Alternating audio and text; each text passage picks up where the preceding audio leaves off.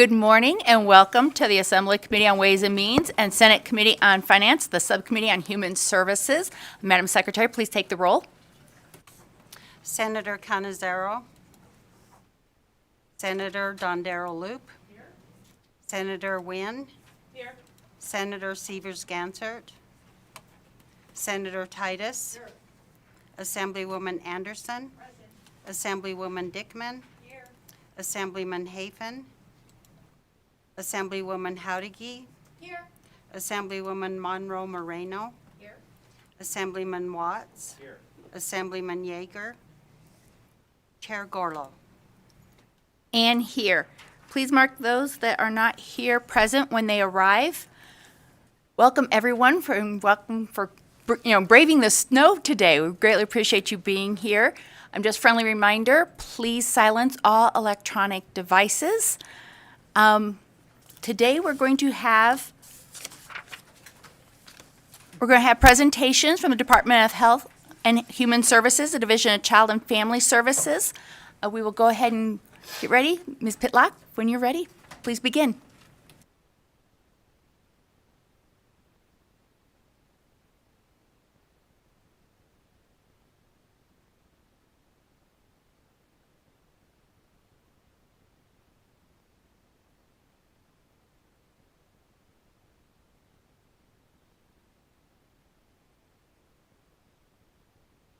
Good morning, Chair Gorlow and members of the committee. My name is Cindy Pitlock, and I serve as the administrator of the Division of Child and Family Services.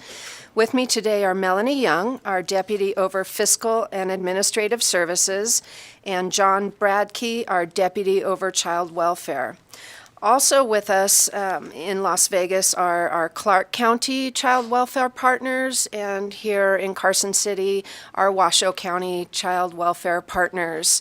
And I really want to point out that when we do budget build, we really try to make this a very collaborative approach through all of our jurisdictions, rural, Clark, and Washoe. So they are also present and would be able to answer any questions specifically that you may have for Clark and Washoe. However, poor Amber Howell is trying to get through the whiteout in Washoe Valley, but we do have someone present that can answer questions or we can defer those until she gets here or make sure that we follow up in writing, whatever the pleasure of the chair. So, are we ready? All right, very good. So, there we go. And so we'll buzz through our vision and mission, excuse me, and we'll buzz through our organizational chart and go to page 4, which is our pie chart. This slide shows our funding sources, with the majority of our funding being federal and general funds. Federal funding includes Title 4E that supports our child welfare services and victims of crime funding, which includes the assistance grant. Other funding includes county assessments, whereby counties contribute to services offered in their county, and of course Medicaid billing and reimbursement for direct patient care that we provide. The budget that we're presenting today represents an 18.9% increase in the resources for youth and families. This slide demonstrates all of our budget accounts and the funding provided per budget. The ones highlighted in green are the ones we will be discussing today, and you'll see us again on March 21st for our mental health budgets. So, I think at the pleasure of the chair, we can go through and then pause in between for questions, or would you like us to go all the way through and questions at the end? It's your pleasure. Let's go all the way through and then we'll do questions at the end. Okay, very good. Thank you. We will do so. So first we will be discussing Budget 3145. This is our main administrative budget account. This account records revenues and expenditures associated with the administration of the division, grants management unit, family programs, the programs evaluation unit, and victims of crime program staffing. This budget has grown exponentially, complicating budgeting and oversight requirements. For example, in state year In state fiscal year 2018, the administrative budget account recorded 17 separate revenue sources and 25 expenditure categories. In 2023, we have over 32 separate revenue sources and 58 expenditure categories. We are proposing the addition of 2 new budget accounts, which will transfer the budget authority to budget account 3146, Family Support Programs, and budget account 4894, Victim Services. This will allow for greater transparency and program accountability. Next, Decision Unit E305. Cost allocates expenditures for the grants management staff to associate with the program oversight of subgrant awards for victims of domestic violence grantees to be funded by marriage license fees. Currently, these costs are funded with general funds, and by utilizing marriage license fees, this will actually create a general fund savings. Next, E372, we have a request for 1 additional family services specialist to assist with the current eligibility caseload, as well as the anticipated increased caseload for court jurisdiction, extended foster care, and KINGAP programs for young adults until age 21. So moving on to E491. This proposes to eliminate 8 administrative positions related to the Children's Behavioral Health Initiative that was funded at the August Interim Finance Committee. These proposed positions are to be funded by ARPA through June 30th of 2024. The division has been faced with difficulties in the classification, establishment, and recruiting for these positions. We are currently utilizing existing staffing resources and also through the provision of overtime. We are also working to hire contract staff to address the ARPA mental health initiatives that we're implementing. These specific 8 positions were to assist with the workload of human resources, fiscal services, grants management and oversight, purchasing, and administrative support.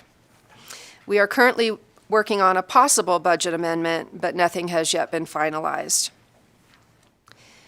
Decision Units E901, 905, and 906. These 3 transfers move funding and staffing into other budget accounts to better align the program with administrative program oversight, and the intention of these transfers is to increase transparency and efficiency of the management of funding and expenditures. So that actually concludes 3145. At the pleasure of the chair, we can move on to Washoe County. Actually, we're going to go ahead and take questions Okay, with very each good. budget. So thank you. And we do have some questions. I believe Assemblyman Watts has a question. Thank you. Thank you, Madam Chair. So going back to E372, the new Family Services Specialist position, could you talk about the impact that the current staffing levels have on conducting eligibility determinations? Good morning, Melanie Young, Deputy Administrator for the record. The way we looked at those positions is we went back to 2019, 20, and 21 and looked at the staffing ratios. And on average, those employees had about 400 youth that they were administering 40 eligibility for each. So that unit has 5 employees, 1 supervisor, and 4 employees. Since then, the number of youth that come into the division that require the eligibility determination. And what's important to know about that eligibility determination is it determines our 4E funding. And so it's critical that we do these timely. And so that caseload has increased, and we need 1+ employees to cover the workload. And so this request would just request the 1 employee. Follow up, Madam Chair? Thank you. So I appreciate the background on how you got to that 400 number, and I guess so will this position, based on the projected increased workload, keep you around that 400 that you've seen previously? Thank you, Melanie Young, for the record. Through you, Chair, to Assemblyman Watts. It will keep us close but won't get us to the 400. the way we estimated, we need actually 1.75 employees to cover the workload. And additionally, you'll hear about an enhancement decision unit that's going to impact that, the workload of that staff. So it's critical that we receive at least one employee, and hopefully we can maintain the standards. Thank you. Sounds like it's closer to 1.75 is closer to 2. Thank you, Madam Chair. Thank you. And thank you for the questions, because I had the same question. Does anyone else have a question? Oh, Assemblyman Hafen. Thank you, Madam Chair, and thank you for being here today. I'm just looking at, it looks like slide 4, and kind of just a general question. It looks like we're having, you said, a 18.9% increase. But then when I look at the breakdown of the increase, we were about 50-50 Fed, state money, and now we're increasing 71 million from the state general fund, but only 14 million from the federal government. And so I'm just kind of curious, what's changed with the federal funding, why they're not matching. Does that have to do with the ARPA funding? I know you mentioned some of the enhancements, that money goes away. And so I just curious why the feds aren't, it's almost matched dollar for dollar. It wasn't quite, but thank you. Thank you, Melanie Young, Deputy Administrator. For the record, through you, Chair, to Assemblyman Hafen, thank you for the question. I would believe most of that is due to the FMAP rate reduction that the federal government provided during the pandemic. But specifically, if you would like further analysis, would be more than happy to provide that for you. We could follow up offline. Thank you. Thank you. Thank you, Madam Chair. Next, we have a question from Senator Nguyen.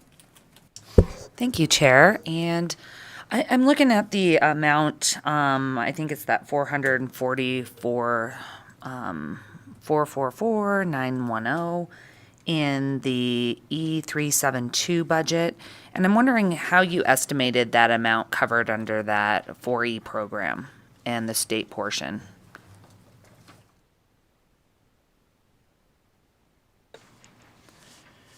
Good morning, Melanie Young. Again, for the record, through you, Chair, to Senator. And feel free to go direct. Thank you. I should have told you that sooner, sorry. Thank you. To Senator Nguyen, are you can I clarify the question, please? It's on E372. Yeah, E3, yes, that's correct.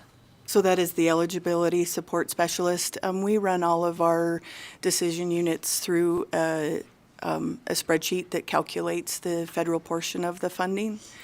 And so if there's a specific question about how the amounts were determined, that is a complicated calculation that goes through the FMAP and penetration rates on 4E. And so.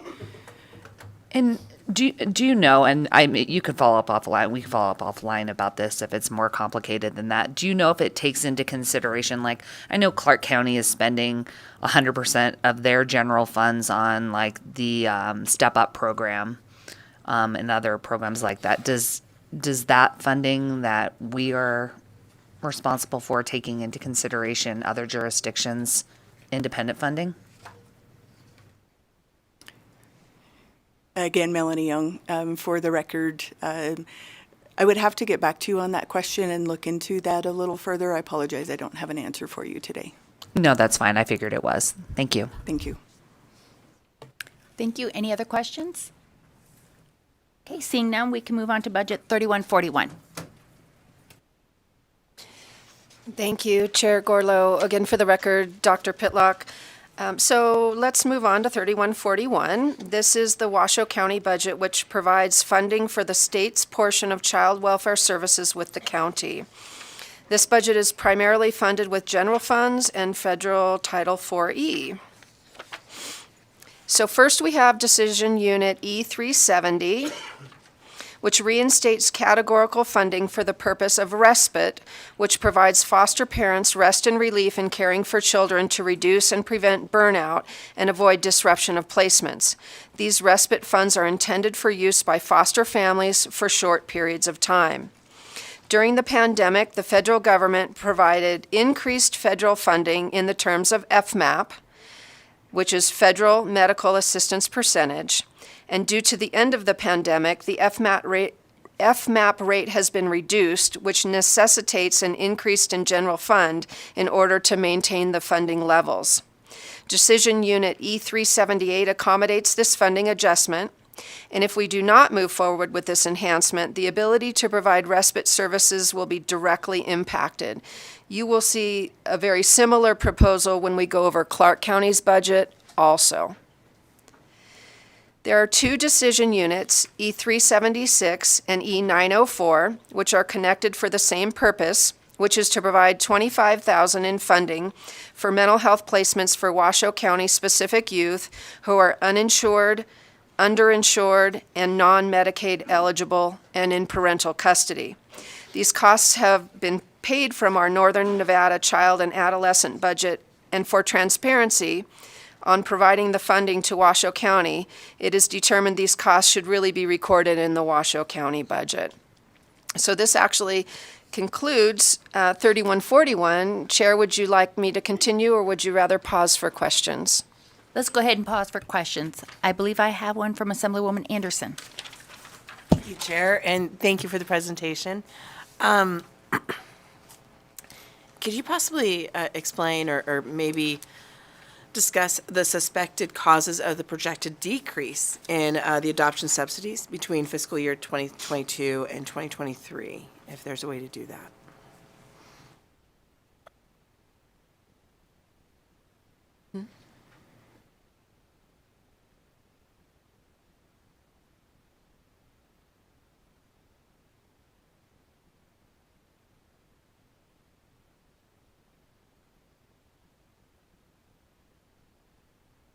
Thank you.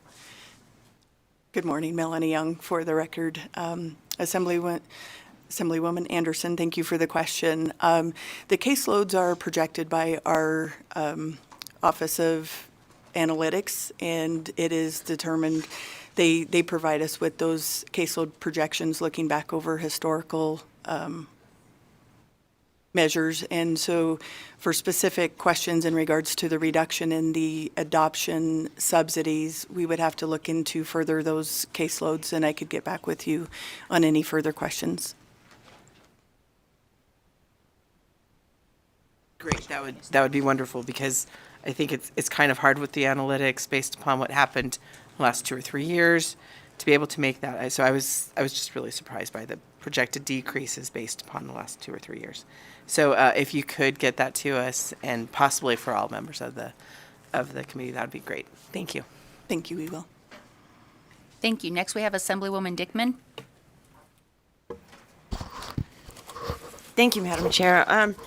My question has to do with, so there's block grants, but then you also receive general funds, right, in the Washoe County Child Welfare. So can you just confirm that the new foster care caseloads would not be established in Washoe County under this budget, and that the recommended funding is intended as a supplement, or would it be increasing the caseload?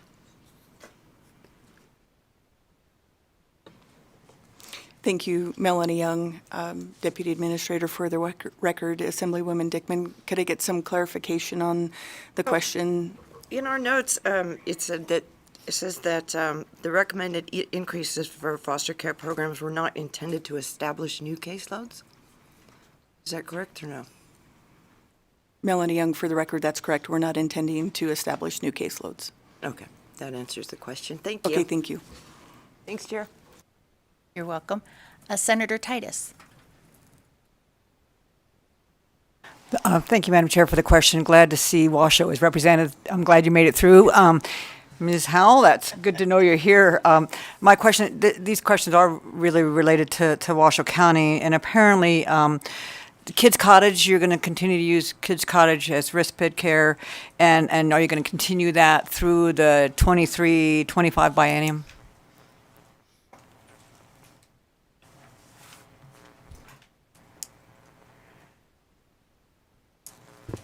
Good morning, Amber Howell, for the record, Washoe County Human Services Agency Director. We do utilize Kids Cottage a little bit for respite. We try and find traditional family homes for respite instead of putting them in congregate care. So we have not utilized Kids Cottage for respite as often as we used to in the past because we have respite providers now. Do you have a number on how many kids might be at Kids Cottage or have been in and out versus how many you have been able to throughout the county and other locations? Amber Howell, for the record, we have 27 kids at Kids Cottage today, and we utilized about $60,000 of our respite in the community. So we are diverting those costs to foster families for respite instead. So it's about 23 kids. Great, and take a good deep breath. All safe. Thank you, Madam Chair. Thank you. Next, we have Senator Dondero Loop. Thank you very much, Madam Chair.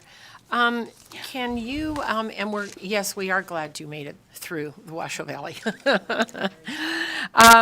Would you please give us some information on the number and types of positions that would be funded with the recommended figure over the 23-25 biennium to support that caseload of the 4 youth in fiscal year 24 and 13 youth in fiscal year 25?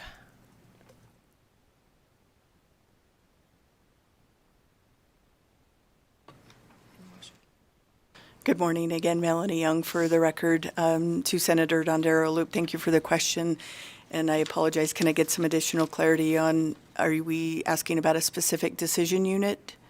So we are currently on, we're on 3141. Correct. And so within that, there was some information about the 998,000 over the 23-25 biennium to support the caseload of the 4 youth in fiscal year 24 and 13 youth in fiscal year 25.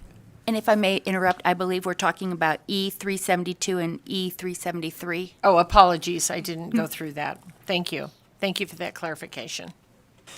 Thank you, Melanie Young. For the record, those decision units, I apologize, we would cover them under the statewide child welfare section that we have a little bit later in the budget. So I would turn the question over to Amber Howell because it's asking specifically about the positions. Amber Howell, for the record, the positions are due to the increases for extending foster care to age 21. So right now what we have is AB 350, and that doesn't require a lot of case management. And so extending foster care requires monthly visits as opposed to annual visits. And so we have to have caseworkers attached to that caseload to manage it. Okay, thank you very much, and we'll look forward to hearing the rest of the information. Thank you. Thank you, Senator. Are there any other questions? Okay, seeing none, we will move forward to Budget 3142, the Clark County Child Welfare. Thank you, Chair Gorlow. For the record, Dr. Pitlock. And if any specific questions come up for Clark County, we do have our counterparts down in the south that didn't really want to brave the snow, and I can't blame them. So moving on to 3142, this is the Clark County budget that provides for the state's portion of child welfare services and is also primarily funded with general funds and Title IV-E. Decision Unit 360 mirrors the Washoe County request relative to the respite funding. These are for short-term respite for families, and if we do not move forward with this enhancement, the ability to provide respite services will be directly impacted, and that is due to the federal FMAP decrease and necessitates an increase in general fund in order to continue the necessary funding levels to provide those services. Same story, different county. And on to Decision Unit E251. This decision unit provides funding to Clark County to align Clark County rates with the rest of the state for specialized foster rates.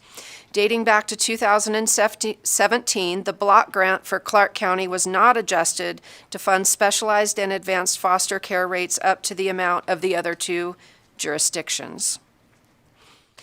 Decision Unit E492 eliminates federal funding where Clark County had applied for and received a certainty grant, which allows for more which allowed for more flexible use of federal 4E dollars to support child welfare prevention services. The Certainty Grant was established to financially support jurisdictions as they transitioned away from the 4E demonstration waiver to the Family First Prevention Services Act. Clark County was the only entity to apply for these funds, which were available for a limited time period. This does not represent a cut to their budget. It was an intended phased-out approach that was planned and predicted. That concludes Clark County. If you'd like to stop for questions, or we could proceed to rural at the pleasure of the chair. Thank you very much. We do have a couple questions. First, I just wanted to confirm that the new foster care caseloads would not be established in the Clark County Child Welfare budget, and that recommended funding is intended as a supplement to the Child Welfare Block Grant. So can you guys confirm that, please? Good morning, Melanie Young, Deputy Administrator. For the record, the budget is not proposing new caseloads and or supplement to the block grant. Thank you very much. And looks like I do have a question from Senator Wynn.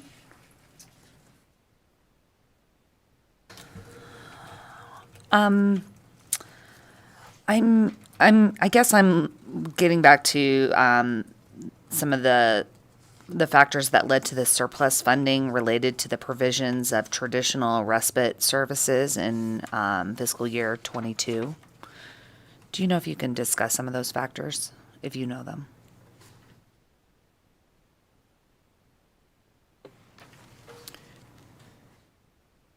So Melanie Young, Deputy Administrator. For the record, going to the question from Senator Wynn, thank you for that. And the calculation on the respite, which I believe the funds were underutilized in fiscal year 22, and so there is an enhancement decision unit to bring those funding levels back up to what was appropriated last legislative session, and the specific usage of those funds would need to be discussed by Clark County.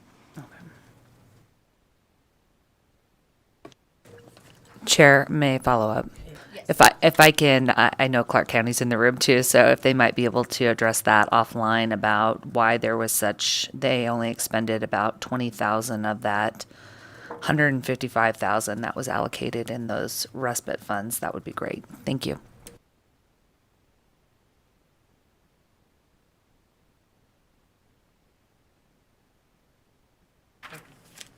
Clark County, you can speak when you're ready.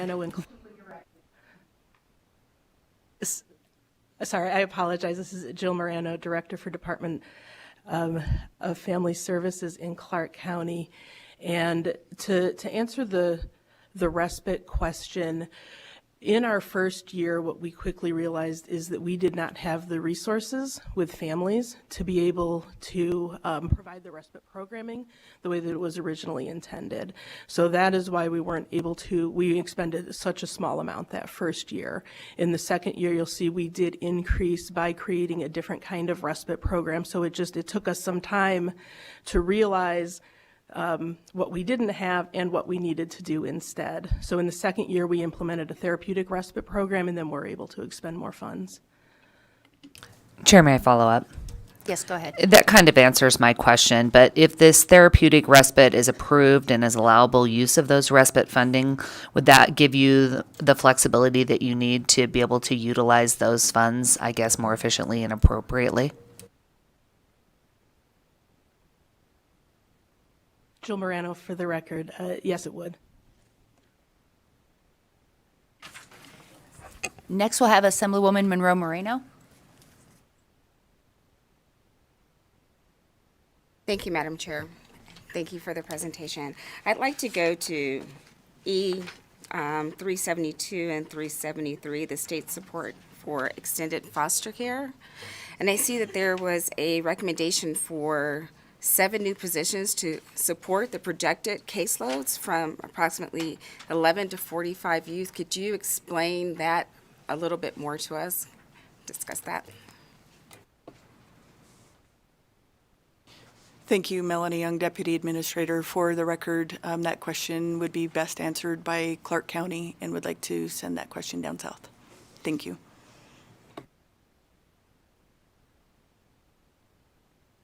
Jill Morano, for the record. Our plan on how we would implement extended foster care really mirrors what Director Howell said earlier. We would need to increase our staffing and update the types of staff that are providing the extended foster care case management services, so additional positions would be needed. Follow up, ma'am? Sure.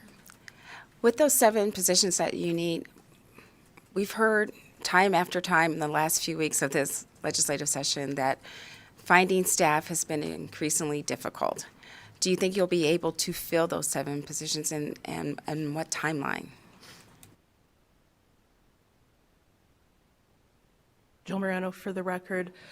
We have definitely experienced that the same challenges that others have in finding staff and hiring them and onboarding.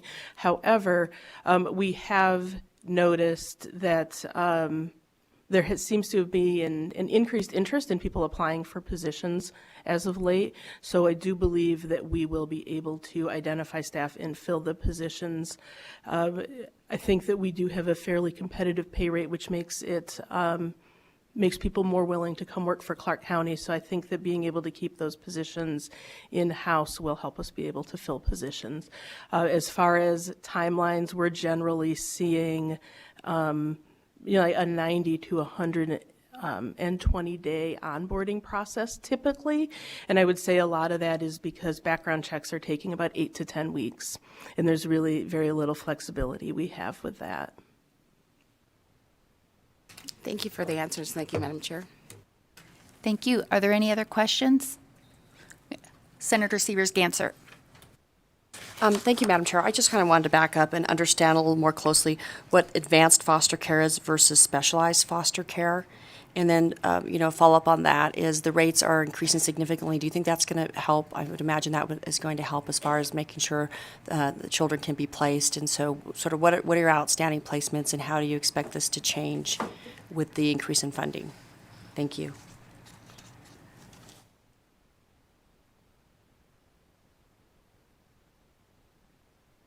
John Bradkey, for the record. Thank you for that question. Could I ask you to clarify? Could you please repeat the question? Sure. So there's different rates whether you are categorized as advanced foster care or your specialized foster care. So I want to understand a little bit more about what that means.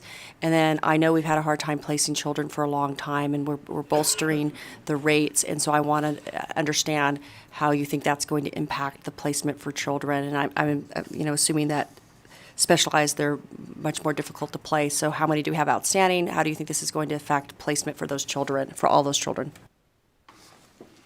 Thank you.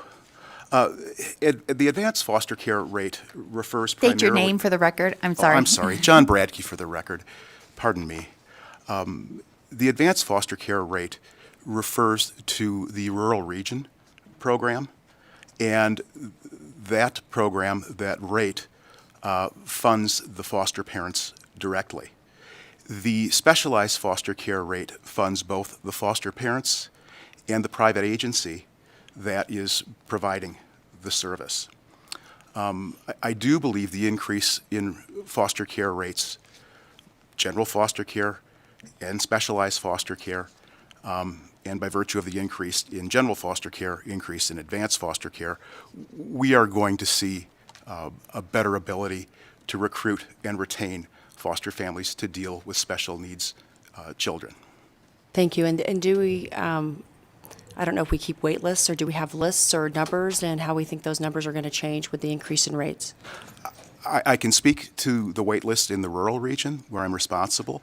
We generally have 3 or 4 children at any given time that are waiting placement in advanced or specialized foster care. And I do believe that we can drive that down to probably 1 or 2 children at any given time. But I think the fact of the matter is we don't have enough specialized and advanced homes. And so we have some children placed in less restrictive care or higher restrictive care than they should be, right? And so I believe we're going to more appropriately place more children with these increases in rates because we will have more foster care resources to place them. Thank you. And Chair, would you mind if we we received an answer from Clark and from Washoe too, just to have a better understanding? It looks like it's the specialized that's related to both of those counties. Thank you. Yes, please go ahead. Amber Howell for the record. In Washoe County, we have 97 children that are classified as specialized foster care level placements, and they are all placed in specialized foster care. And then at Kids Cottage, we have 27 kiddos, and out of those, there are 13 that have been qualified as eligible for specialized foster care with no placement identified. And so one of the challenges that we've been having with specialized foster care is inflation, costs of groceries, therapeutic services. So we believe the increase in the rate will help them be able to take children into their homes by giving them more financial support. The rate hasn't increased since, I believe, 2005. Thank you. So those 13 in Kids Cottage, those are sort of somewhat a wait list because they don't have homes, so that's why they're in Kids Cottage? Correct. Thank you. Okay. Jill Morano, for the record. In Clark County, we generally run around 320 to about 350 children in specialized foster care that are currently placed in specialized foster homes. We, again, do the same as Washoe and consider our wait list, if you will, to be our number of children that are sitting in Child Haven, our emergency shelter, while we're trying to seek a foster home for them. We currently have 76 children in Child Haven, and about 40 of those have been identified as in need of a specialized foster care placement. The difference in the cost for advanced foster care versus specialized foster care is that essentially advanced foster care is our in-house specialized foster care program. So the funding that you see in the budget request for advanced foster care goes directly to a foster parent. We don't take any of that daily rate doesn't go to the agency. When we pay specialized foster care agencies, we pay the rate to the higher rate to the foster care agency, and they use some of it for administration of the program and then some of it for that daily rate for the foster parent. So that's why those numbers are different. Thank you. And do you anticipate that you'll be able to move some of the children out of Child Haven into homes with the increase in the rate for the specialized foster care? Jill Morano, for the record, yes, that is our hope, is that this additional funding can be used to support foster parents more effectively so that they're able to take and manage placements. Thank you. Thank you, Senator. We have a question from Assemblywoman Monroe Moreno. Thank you, Madam Chair, for the second round. Did I hear you correctly? You said there hasn't been an increase to the rates since 2005? For the record, Dr. Pitlock, that would be 2008, and we will cover that in a little more detail in the remaining part of our presentation, but not since 2008. That is correct. Follow-up? With the increase, I think it would be more attractive to be a foster parent, but what's the process, and how long does it take to become qualified to be a foster parent? I'm a former foster child myself, so, and my sisters are both foster parents in a different state. What does it take to become a foster parent in this state? How long is that process? And do you think these additional funding will help with that? For the record, Dr. Pitlock, it would be probably a better question for both Clark and Washoe. Just a shout out to my colleagues in Clark County that have really, really doubled down on making classes available online in the evenings, on the weekends. They have just a huge push going on down there. But as far as their individual qualifications and processes, I would defer to them to answer that question.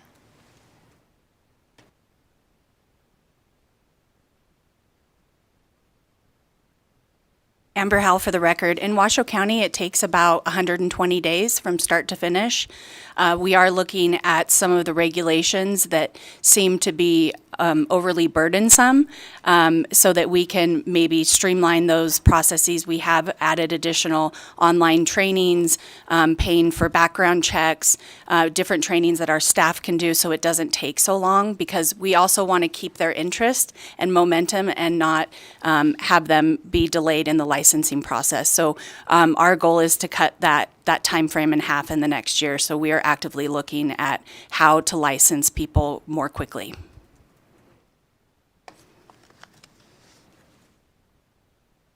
Clark County, Jill could you, Moreno, please go ahead. I apologize. Okay, thank you. Jill Moreno for the record.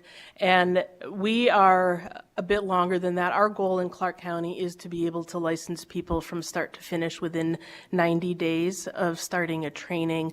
We are behind that in more, probably like 150 days. And so as Dr. Pitlock mentioned, we have a lot of efforts that we're doing in Clark County right now to not only recruit foster parents, but also focus on developing a stronger retention program and streamlining our licensing processes to make sure that we are getting closer to that goal of the 90 days. Thank you, and thank you, Madam Chair, for the second question. Thank you. They were great questions. Chair, may I follow up just with a quick supplement? Yes. For the record, Cindy Pitlock. So I just wanted to highlight something a little more that Amber had said. So based on the governor's directive to really look at regulations, what is possibly overburdensome, that maybe are irrelevant anymore, we really have pulled together all three jurisdictions and are having ongoing conversations about how to streamline this process without impacting the safety of our youth. And so this has been a huge collaborative effort that we're working on, and we have identified some things that we really think as a group that we can move forward to make this process better. What we don't want is one jurisdiction to be doing something one way and another to be doing something another way. So any recommendation that we pull forward is going to be a collaborative effort that we're confident that our youth are going to be safe, but yet expedite the process. So thank you for Amber for that shout out, because that is a work in progress for us. And thank you for those additional remarks. We do have a question from Senator Dondero Loop. Thank you, Madam Chair. And I don't know if this question is placed in the right spot in this discussion, but I'm going to ask it anyway. And it's in reference to what Assemblywoman Monroe Moreno was asking.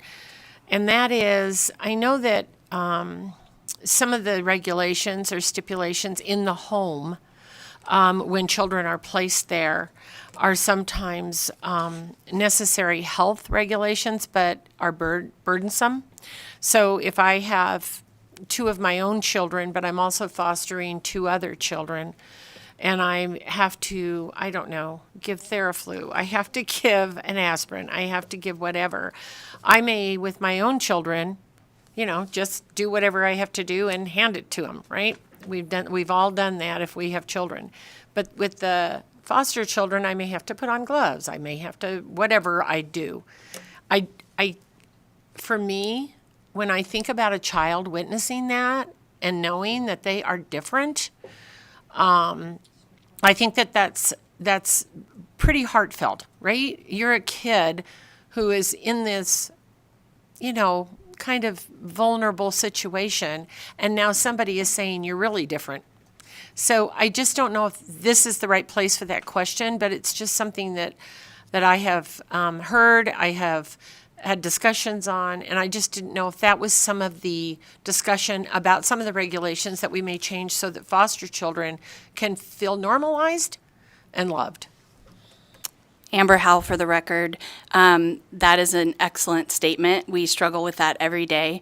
One of the things that really helped us is in 2015, the Children's Bureau passed legislation called the Fostering Connections Act. And there was a big piece in there about normalcy and how we needed to allow foster children to experience as much normalcy as possible. Like, they shouldn't have to get approval to go have a sleepover. They shouldn't have to have approval to go out of town with a family because it sets them separate from biological children. And so that is one of the areas where we are looking at in the regs. What would a foster parent do to their own biological child? And we should do the same for foster children. And we need to find a better balance of that so that they don't feel like they're different. I appreciate that because I know that, if on the other hand, if we're writing up those foster parents, we're not going to have those foster parents eventually, right? Because they're going to go, you've got to be kidding me, and move on. So, because most foster parents, I would bet my bottom dollar that aren't doing it for the bottom dollar. They are doing it out of the love of taking care of those children. Amber Howell, for the record, if I could just add one additional comment. In the last year, I did virtual meetings with foster parents in Washoe County and just had some very real and vulnerable conversations with them about how they feel, how they experience the process. We did 8 of them. It was a humbling experience. I learned a ton. We have an action plan that we're putting forward to break down some of those barriers. It was the best experience to meet with them face to face on what the challenges are and similar situations like you had mentioned that seem unfair, that seem overly burdensome, that are emotional, that we need to own and we need to fix the process so they feel supported and make it as supportive as possible as partners. And so Washoe County is actively in the action phase of doing just that. Thank you very much. And I'm assuming that Clark County may be in that same phase. Well, we aren't asking every single entity. I'm just assuming that Clark County, and I'm hoping that they're in that same phase. May I, Chair Gorlow? You may. Through you to you, yes, absolutely. As a team, we are committed to looking at these placements and making it a family-like setting in the least restrictive environment to support these families as much as possible. One of my colleagues mentioned yesterday on the telephone that steak knives being out is like this big issue, right? Well, his children get to have steak for dinner. Like, how do you not have steak knives in your kitchen, right? So we are all committed. All of the leaders that you're hearing from today are committed to looking at this system together to come up with the best recommendations to normalize all of this in a family-like setting while still keeping our youth safe. I think there's also work that we really want to do with LCB Audit to look at some of these issues together and determine what are really safety issues and what are not. And I think that as a system, this is the time to evolve and move forward this entire system. And there's a lot of players involved in this whole system that I know are committed to making this a more family-like, normalized environment. And I really think that that's going to improve our foster retention as well, because I think these families, like you mentioned, get into this with the best of intentions to really help kids. It's not for the money, right? It's to really help kids and to provide a family-like setting. But sometimes the barriers just wear them down. And so we're all committed to moving forward as a group. Thank you for letting me comment. Thank you. And Madam Chair, I just have one last comment, and that is you can't learn how to be around steak knives if you aren't around steak knives, right? So. Thank you. I appreciate the conversation. Clark, did you want to add anything? Thank you, Chair. Jill Morano, for the record. I would just ditto what my partners who braved the snow have said. And we are, as mentioned earlier, in the action planning phase as well, so that we can work on addressing all the entire experience for a foster parent, from the recruitment side to actually having a pleasant experience interacting with our staff and with our workers and wanting to continue to be a foster parent. So I think we're all kind of on the same page with all that. Thank you very much. With that, we will move on to budget 3229, the rural child welfare. Thank you so much, Chair Gorlow. For the record, Dr. Pitlock. So the division oversees the child welfare services for the 15 rural counties. There is one item to note specific to the rural child welfare budget, which is a transfer of a federally funded program, the Kinship Navigator, to a new budget account, which we'll cover a little later in the presentation. So let's continue the conversation about rate increases. Statewide, Nevada lacks a sufficient number of foster homes, especially for youth with specialized needs. Both retention and recruitment are problems, causing youth to remain in inappropriate, non-therapeutic settings such as Child Haven and Kids Cottage. These youth often are housed for extended periods of time also in emergency departments awaiting appropriate placement. Supporting our foster placements in the most appropriate, least restrictive, home-like setting is imperative for the physical and mental well-being of Nevada's youth. Noting that the foster rate structure has not been evaluated or increased since 2008, we engaged a contractor, Mercer, to conduct a rate study across all rate types. We found that due to over a decade of inflation, all rates are insufficient to meet the needs of foster families and to recruit and to retain. Temporarily, we were able to increase specialized foster rates by $20 per day through internal funding transfer for the rurals and with ARPA funding for Clark and Washoe. This action was immediately necessary because we were at risk of having providers not renew their contracts at the end of the calendar year, which would have caused a catastrophic placement problem. The total cost of this investment for retaining and recruitment for our use is $25.3 million over the biennium. The next slide is a high-level summary of the state's foster rates currently funded and the proposed rates, and we can certainly make that Mercer study available to you upon your request. Would you like me to continue, or would you like to pause on rates?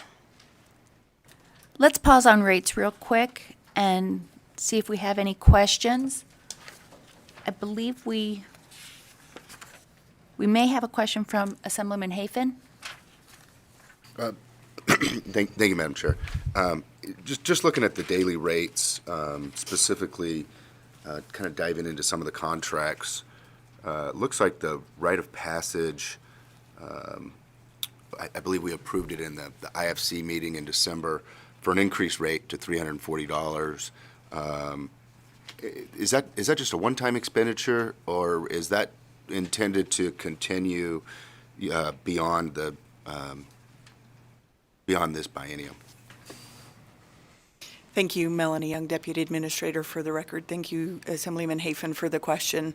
The 4 youth that are placed at rite of passage, our proposal and what we would like to do is keep those youth there for continuity until there is a need for change.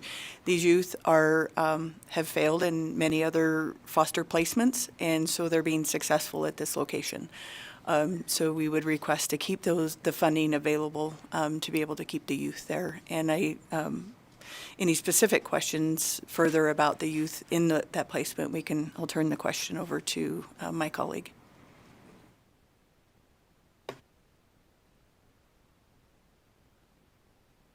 Thank you, Assemblyman. Any other questions? I have a quick question. It kind of groups all the different counties together. It's my understanding that Washoe and Clark are funded through block grants, and that the rules, are they just general funds only? Can you explain a little bit more about how that process works? Thank you, Melanie Young, Deputy Administrator, for the record. Yes, Washoe and Clark County are funded through a block grant, and they administer the child welfare programs in those 2 counties. The Division of Child and Family Services is over the 15 rural counties, and we budget for those in 3229. And so it is funded with general fund and federal 4E, 4B. So there's several other federal funding sources that are utilized to fund that program for the rurals. Thank you for that clarification. And then if there's extra funds with those block grants, what happens to those funds? Thank you, Melanie Young, Deputy Administrator. For the record, the block grant funds that are utilized by Washoe and Clark County, they retain those funds. And if there's costs over and above that, they are funded with, it's my understanding, county funds. And if there's costs underneath that, then they retain those funds. But Washoe and Clark can clarify a little further on that as well, if needed. Thank you. Yes, I would like them to clarify just a little bit more, please.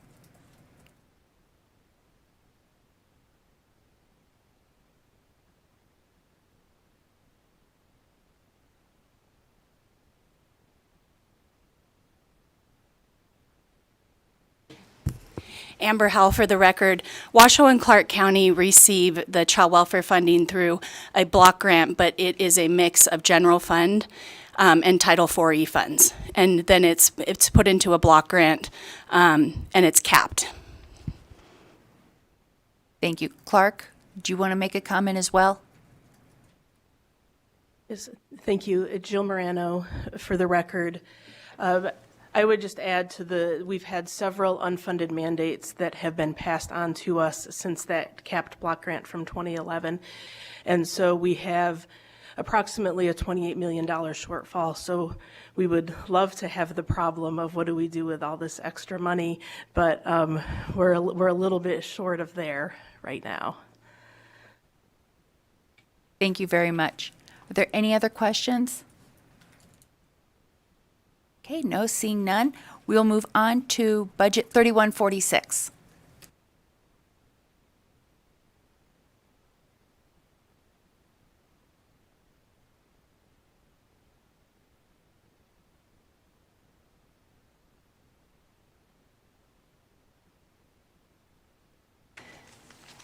For the record, Cindy Pitlock. The last one we will cover is 3146, and that is the Family Support Program, which transfers federal programs, the Family Programs Office, and the Programs Evaluation Unit to align with current administrative structure.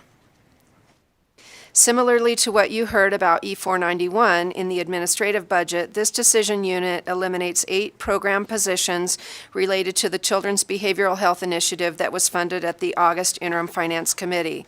These positions are proposed to be eliminated June 30th of 2024. We have faced challenges with classification, establishment, and therefore recruiting for these positions. We're currently using current staffing resources and through overtime. And we're going to continue to work to hire both state employees and contractors to assist in addressing the ARPA mental health initiatives that we're implementing. These positions were to provide the clinical leadership, program staff for the development of the Behavioral Health Authority and oversight of the quality of children's mental health programs, including provider certification and network adequacy to ensure sufficient access to the appropriate level of services. The next, these decision units are the transfer of budgetary authority and positions associated with the establishment of the new budget account. And the last slide lists our position summary, and we're happy to answer any general questions you may have. Thank you very much. I believe we have a question from Assemblywoman Hatteke. Thank you so much, Madam Chair. And just a quick question, but I know that in the governor's recommended budget, there was a request to eliminate the 11 positions that are ARPA funded. Can you talk to me a little bit about what kind of impact the agency is going to face with that elimination?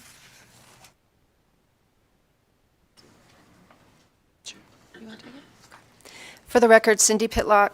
So in Nevada, there are no full-time state resources dedicated to ensuring there is an adequate, well-trained behavioral health workforce, a comprehensive behavioral health service array for children and families, or ensuring that new and existing services are of high quality with proven positive outcomes. In other states, these functions are performed by a children's behavioral health authority. The initial purpose of this authority would be to provide structure, support, and training and oversight of the ARPA projects coming online. On August 18, 2022, the Joint Interim Standing Committee on Health and Human Services issued a work session document directing DCFS and DPBH to formulate a comprehensive state plan for behavioral health clinical standards. This includes regulatory clinical oversight of both community-based settings and institutional settings. We were also tasked with certifying or denying certification of behavioral health care programs. If those programs are not certified, they will be ineligible to receive state and federal funds. DCFS and the State Board of Health are to adopt regulations that prescribe clinical care standards, and those cost savings were intended to be reinvested back into the program. The impact of elimination would mean there is no designated oversight on the quality of mental health services by providers that receive funding. However, we're bridging that right now with current staffing and also utilizing contract staffing to help build out that behavioral health authority concept. And we're hoping to come back in the interim to present what that build out would look like. So our bridge right now, ma'am, is current staffing. Thank you for the follow-up, Madam Chair. Okay, so then you're saying there's not, the elimination of these 11 positions aren't going to impact the agency because you're currently fully staffed up? No, I'm saying that we're diverting current resources to cover the gap, but it certainly does have an impact systemically when we're diverting resources from programs that are already understaffed. Okay. And then, if I could, Madam Chair, just one last follow-up. And so you said, so these 11 positions are going to be eliminated, but you will be contracting with contractors to kind of help as well. So we're still going to need that work to be done by somebody. For the record, Cindy Pitlock. So we're trying to lean in on contract staffing because we certainly have more flexibility with contract staffing versus hiring full-time state employees that may not have a position available in 2024. That's okay. And we're also working with the GFO relative to any budgetary amendments we may be able to be mutually agreeable upon. Okay, thank you. Thank you for the question. Does anyone else have any questions? No? Okay, seeing none, we will close our budget hearings for this morning. I want to thank you again for braving the snow in Las Vegas. I know you've had some strong winds, so thank you very much for being here today. Next on our agenda is public comment. Each person has 2 minutes to provide testimony. You may submit written public comment to the committee up to 24 hours after the hearing. We will start in Carson City. Is there anyone who would like to come to the table for a public comment? Okay, seeing none, we'll go to Las Vegas. Please go ahead when you're ready. Good morning, Chair Gorlow and members of the committee and subcommittee. Dave Doyle for the record. I represent the Nevada chapter of the FFTA, and I currently am probably one of the lead advocates for specialized foster care. I'm also a foster parent to 4 kids, and so this was very near and dear to my heart, and I've been a foster parent for the last 20 years. So a couple things really quick. One, the Family Focused Treatment Association is highly in support of the governor's proposed rate increase for specialized foster care. We've been working with Dr. Pitlock, and she has been incredible, answering her phone day and night to work through things, to hear the plight of a foster parent, to hear what we're going through as individuals. And if you could imagine, it was talked about earlier today that foster parents haven't received an increase since 2008. Sometimes it's like taboo to talk about children and budget and money, and I'm glad we're doing that today in a safe, structured atmosphere, because if it's been almost 15 years and you haven't had an increase, we could call it a raise, we could call it cost of living, would you stay at your same position? And when our kids are becoming more complex, their mental health issues are blossoming after COVID and stuff like that, and we're seeing more and more severe issues, it's just getting harder and harder, hence why we have major issues with recruitment and retention. So I really applaud all the administrators here today, Administrator Pitlock, Director Morano, Director Howell, for really supporting us. This is like the first time in a long time where we feel included, we feel at the table, and we're so grateful for that. So we're really looking for bipartisan support of that rate increase that we discussed earlier. Another thing we mentioned too from our group is, why aren't people staying? And so to clarify, we talked about normalcy. And we're really looking at, FFTA would really like legislators to take a look at the audit, the LCB audit for children in governmental and on governmental and private facilities, because our foster homes are often classified as facilities. So one, we've already talked about them being under reimbursed, but they're also being looked at a facility. And so, you know, in my home, my son, my bio son says, we don't say foster. They're just our children. They're my brother. They're his brothers. But when you do have to, the joke is kind of slap on gloves, then change gloves in between kids.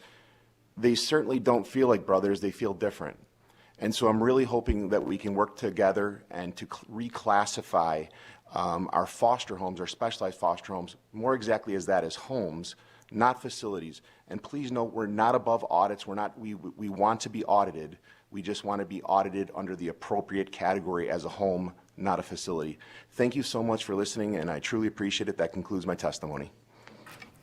Thank you very much, Mr. Doyle. Is there anyone else in Las Vegas who would like to make public comment? Okay, please press the microphone when you're ready and state and spell your name for the record. Thank you. Hello, my name is Jimmy Monahan, and that is Monaghan, and I am with FFTA. I'm also the executive director of Olive Crest, which is a specialized foster care agency here in Clark County, and I am also a foster parent and adoptive parent. I have 11 children, 10 under my roof right now, and 7 of those kids come from the specialized foster care world. We're talking about retention and recruitment a lot here. And as somebody who lives this, I don't just work this, I live this. The rate increase, you know, Dave talking about kids and money and how taboo it can be, but it's a necessary conversation we have to have. I'm obviously not in any of this for the money, but I pay more. Well, I don't get any reimbursement for the kids I've got right now until this month, I believe, after 5 months of waiting on licensure. But that's not why I do it. But it costs me a lot more money to foster these kids than we get reimbursed. I'm dedicated to it, and I'm going to continue to do that. But we're losing families at an alarming rate, not because of the money, but because it's so hard. And when that's compounded with having to come out of pocket, Dave uses an analogy sometimes of paying the babysitter. We pay the babysitter, but what if the babysitter came in and said, here's $100, go out and have a night on me? That's unheard of, but that's what we're asking our foster parents to do. We're asking our foster parents to take care of the community's children the best that they can and to pay for it. And I implore that this budget increase is passed. There's also a $20 a night, basically an emergent bridge that ends on June 30th. And if we have to stop giving the increase that we gave our foster families through that, which was through some incredible work but with some incredible people, it will be devastating to the foster community. So I applaud all the hard work that's been done. I thank you so much for hearing us, and know that I have 21 years clean from a pretty intense drug addiction, and fostering is the hardest thing I've ever done, and that says a lot. So anything that we can do to help recruit and retain these parents is instrumental. So thank you for everything that you all do, and that concludes my testimony. Thank you very much, Mr. Monahan, for your comments as well. We'll go to the phones now. BPS, is there anyone on the phone lines?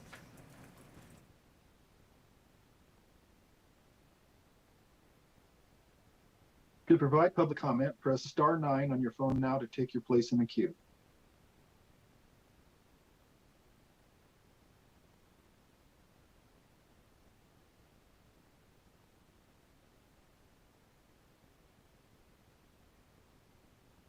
Good morning. Hello, Madam Chair. My name is Henry Thorns. I'd like to take my hat off to all foster care people that help other people, people that go out their way to try to help other people. And I'd like to say this. You know, I heard a lot of stuff here today, and I heard a lot of positive stuff, and I heard a lot of people that's interested in helping kids. Some said it ain't about money. Some said, you know, they do it because of their heart. And you can't do that but believe that. You know, I have seen and worked with so many foster kids and underprivileged kids. It's not even funny. We got a bigger crisis going on right now because the kids, you are saying, foster kids, they have a home. We are dealing with junior high, elementary, high school kids don't have a home. It's living homeless, living in parks, you know, and there's no help. There's no help. That's why I can't knock the people that go out their way to try to help others. But some cases you got to be careful because, like you say, the steak knife. They can eat steak and the other one eat chicken. You know, so who oversees that? You know, and not only that, we need to talk about prevention. How we can prevent these kids from going into foster care because of their mom or their dad or whatever the system have done to put them in even the school district. We must break that system up so we can grow with home, family, education, and get America back on the right track instead of dividing us so we wouldn't have to use foster homes, foster care. I used to stay in juvenile because my mama couldn't afford to feed us. But that was a great experience for me because now I learned to help another person. And that's when I started the Dog Catchers Youth Foundation. Look us up. We have helped thousands and thousands and thousands of kids to get to college, to be grown up, not to be gangbangers, get that education, and give back to the community. Thank you very much, Mr. Thorns. We appreciate your comments. You've reached the 2-minute limit. And BPS, could you also check the volume on the call-in? It seems a little low. And for others that would like to call in, although the number's on the agenda, let me go ahead and give that out. It is 888-475-4499. And the meeting ID is, I lost the meeting ID. I'm sorry. Oh, 890-785-29536. BPS, again, if you could check the volume with that, we'll come back to callers in just a minute. We have some people at the table on Carson, so we'll come back to Carson, then go back to the phones. So go ahead when you're ready. Amber Howell, for the record, Director, Washoe County Human Services Agency. First, thank you for forgiving me for being late.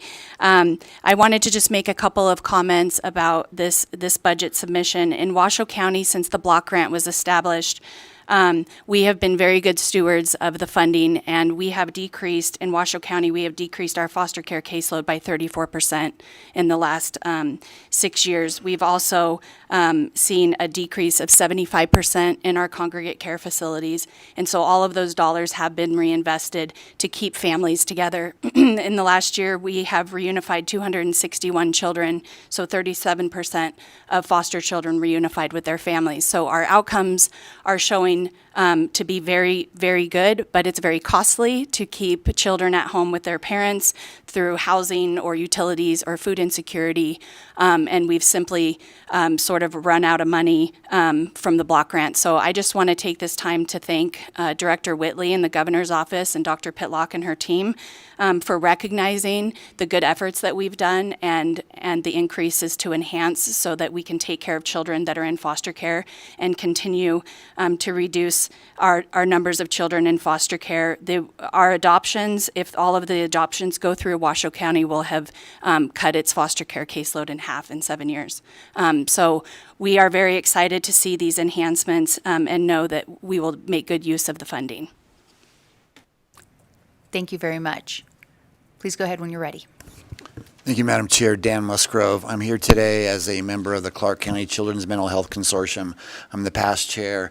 And I also spent over a year and a half working with kind of an ad hoc crisis group that was focused on the issues that are facing Clark County that really are just magnified as to issues that the rest of the state is seeing, Washoe and the rurals. And that, much of it is mental health, but as we know, so much of what happens goes through the child welfare system.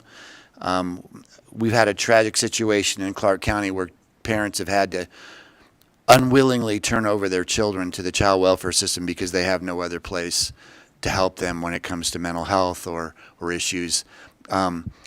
This administration, Director Whitley, Administrator Pitlock, this ad hoc group that I was a part of worked very, very hard, and this legislature stepped up and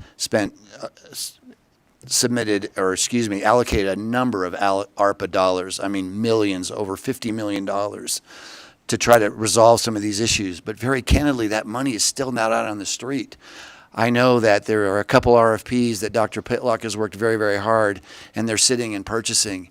And we need to get the money out on the street. I just wanted this legislature to be aware that there are still roadblocks, even after all the fine work that this body did to get money allocated, it still hasn't hit the streets to help anybody. And I think it's a tragedy.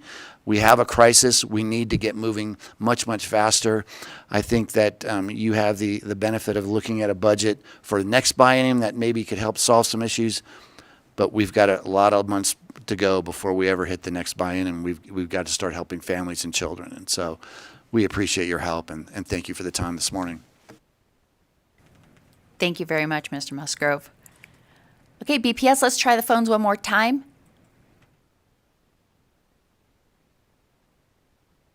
Chair, the public line is open and working, but there are no more callers wishing to provide public comment at this time. Great. Thank you very much. We will close public comment. Committee members, any comments before we close? Nope, seeing none.